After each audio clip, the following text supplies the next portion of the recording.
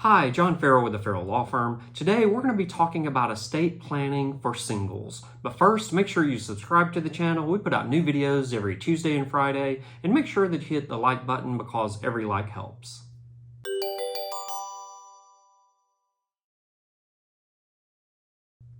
Hi, John Farrell with the Farrell Law Firm. To tell you a little bit about myself, I'm the author of Estate Planning for the Modern Family, and I was recently voted one of the top 3 lawyers here in Cobb County, Georgia, along with the law firm being voted one of the top 3 law firms here in Cobb County, Georgia. Well, today we're going to be talking about estate planning for singles. It is equally as important for single people to have an estate plan in place as it is for married couples. And so what we're going to talk about today are 9 of the things that you need to put in place if you are a single person, 9 things you need to consider if you are single to put an estate plan into place. So let's go ahead and get started. Number 1, what you're going to want to do is create a last will and testament. At least a last will and testament. One of the things that a lot of people just fail to consider, I think the American Bar Association did a survey and they realized not even half the people in the United States have a last will and testament. So if you're single, you definitely want to get one of these into place, a last will and testament, because it will allow you to determine where all of your assets go. And so instead of the government deciding where it goes, the last will and testament provides you the opportunity to say where your assets go when that day comes. All right, so that's number 1, create a last will and testament. Number 2, you're going to want to designate beneficiaries. You probably have financial instruments now. Perhaps you have life insurance policies. Perhaps you have 401ks. Maybe you have annuities. Maybe you have IRAs, things of that nature. One of the things that single people fail to consider are the beneficiaries, because perhaps they don't have a spouse that they're going to leave these assets to. Maybe they don't have children that they're going to leave it to. If you're single and have children, a lot of people will name their children as beneficiaries of their different financial instruments. But what you definitely want to do is make sure that you have a beneficiary designation on those instruments that allow for beneficiary designations. All right, number 3. You want to make sure that you get an advance directive for health care in place. This is a disability document. It is really there in case you become disabled. So for single people, this is especially important. For our married couples, that agent is often the spouse. They're going to be the person who does those simple things. But it's not so simple when it comes to being a single person. You may not have someone directly in your life that will be taking care of you if something were to happen to you. So getting an advance directive for healthcare in place will make it much easier on your family to do simple things for you if you ever become disabled or incapacitated or get to a point where you can't do them yourself. So you want to make sure that you get an advance directive for healthcare in place, really just in case you find yourself in an automobile accident or you become disabled or incapacitated for one reason or another. So that's number 3. All right. So number 4, you should consider putting a revocable living trust in place. I mentioned earlier that you should definitely get a last will and testament in place. Well, all revocable living trusts come with wills, so you might want to consider, depending on your financial situation, depending on the amount of assets that you have, depending on whether you have property in another state. If you have property in another state, it is a no-brainer to get a revocable living trust at that point, because the revocable living trust, the primary benefit to it is that it allows your family to avoid the probate process if something were to happen to you. If you have a piece of property in another state, they'll have to probate their property in the other state. But by having the revocable living trust, they can avoid probate in 2 states. So it is a no-brainer to get a revocable living trust if you have property in another state. But you may have the financial resources already that would allow you to put a revocable living trust in place. So you should consider, if you have property in another state or if you have the financial resources, to go ahead and put a revocable living trust into place now. All right, so number 5, the number 5 thing you should consider is putting in place a power of attorney. You know how earlier we talked about the advanced directive for healthcare? Well, that is related to your medical decisions. The power of attorney, however, is related to your financial decisions.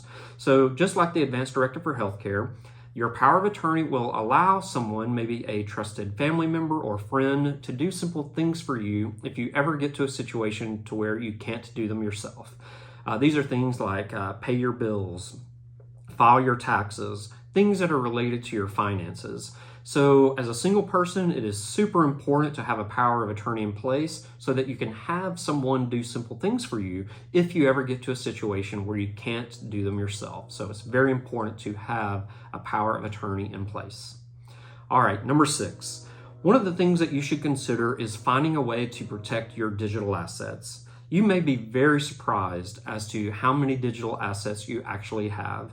These are not only things like cryptocurrency. A lot of younger people, and they tend to be single, have cryptocurrency, but a lot of single people, even young and old, have digital assets. And they may be things like your pictures on Facebook or some other type of social media platform.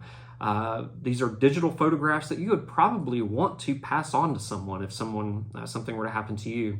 So there's 2 things you really can do. Make sure that that family has your passwords and access to your accounts.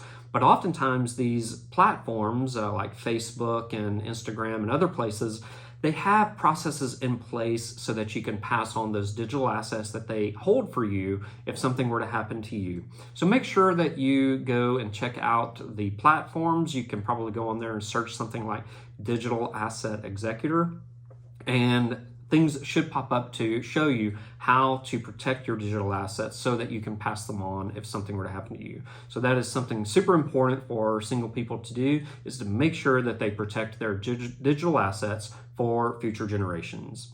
All right, number 7. One of the things that you should do as a single person is, if you already have an estate plan, is make sure that estate plan is reviewed and updated regularly. I'll tell you, the number one mistake I see my clients make is that they take the estate plan that I give them, they put it into a drawer, and then they let 20 years go by. As you can imagine, a lot changes in 20 years. Not only does a lot change in your personal situation, maybe you get married, maybe you adopt someone, maybe there's the birth of a child, or perhaps you move to a new state. So not only are there personal changes in your life, but there could also be changes in the law. The state legislature will vote every year, and sometimes there are changes to the law, and sometimes there's not when it comes to estate planning.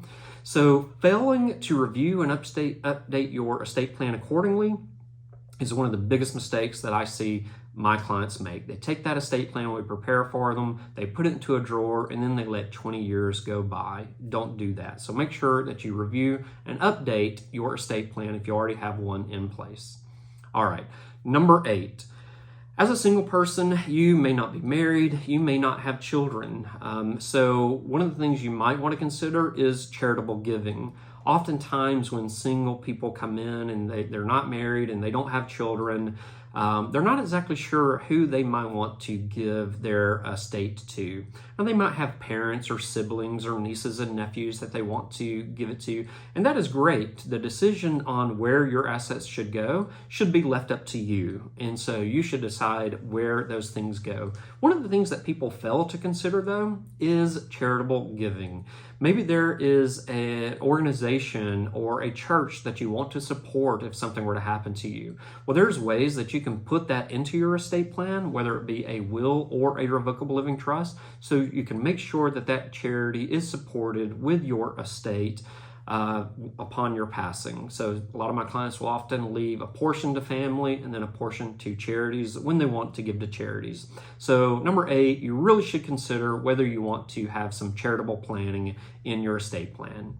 All right, so number 9, the final one. And this is probably should be number 1, but after I put it on the list, I realized maybe I should put it at 1, but it ended up just being where I put it at number 9. Number 9 is probably the most important. Number 9, seek professional help in getting your estate plan into place. These aren't do-it-yourself kind of documents. Aretha Franklin's family recently learned this the hard way. You see, she tried to do it herself. She created 2 handwritten wills that contradicted each other, and her family has been fighting really over which of those 2 wills are valid. She passed away in 2018. It is now 2023, and she has still not probated, or the family has not probated her estate. So you can see doing it yourself is just something that you shouldn't do with estate planning. You should seek someone like myself or another experienced estate planning attorney to help you get all of these documents into place. I often tell people that estate planning is kind of like pulling your own tooth. You might be able to pull your own tooth, but you're going to be much happier if you let a professional do it. Well, estate planning is the same way. You're going to be much happier, and your family is going to be much happier if you let a professional do it. So estate planning, really not do-it-yourself kind of documents. All right, so those are the 9 things that single people should consider when you start talking about estate planning for singles. Now, if you've watched any of my videos for any amount of time, you know what we do is that we help people plan their estates. So one of the things that we've done is that we've written a book called Estate Planning for the Modern Family. What you're going to want to do is grab a copy of this book, and I've put a link in the description below so that you can obtain a copy for yourself. Now, if you want to learn a little bit more about the firm or perhaps schedule a free consultation for yourself, please reach out to us at 678-809-4922. That's 678-809-4922. Or you can hit the link in the description below, and it will take you to our free consultation page where you can fill out a contact form to get in touch with us. All right, so that's all that we have for today. Make sure that you subscribe to the channel. We put out new videos every Tuesday and Friday, and make sure that you hit the like button because every like helps.